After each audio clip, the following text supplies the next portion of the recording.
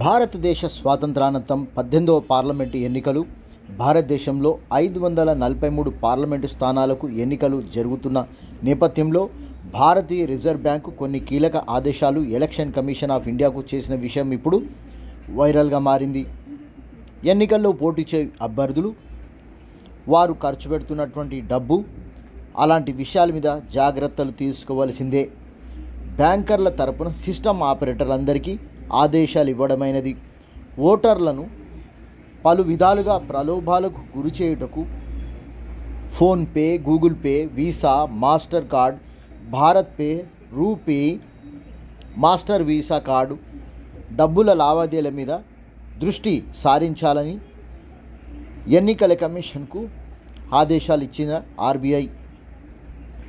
ఇప్పుడు ఎన్నికల కమిషన్ మీద బాధ్యత పెరిగింది.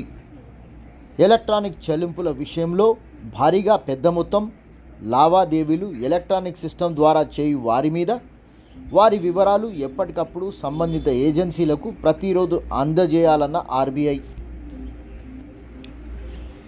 ఎన్నో విధాలుగా ఇవన్నీ క్రోడీకరించుకొని ఎలక్షన్లో అభ్యర్థులకు సంబంధించినటువంటి మనుషులు ఏ విధంగా డబ్బులు ఖర్చు పెడుతున్నారు అనే వాటి మీద ఎలక్షన్ కమిషన్ ఆఫ్ ఇండియా, జిల్లా ఎలక్షన్ కమిషనర్, పార్లమెంట్ ఎన్నికల రిటర్నింగ్ ఆఫీసర్సు వీటి మీద దృష్టి పెట్టడం జరుగుతుందని తెలుస్తుంది.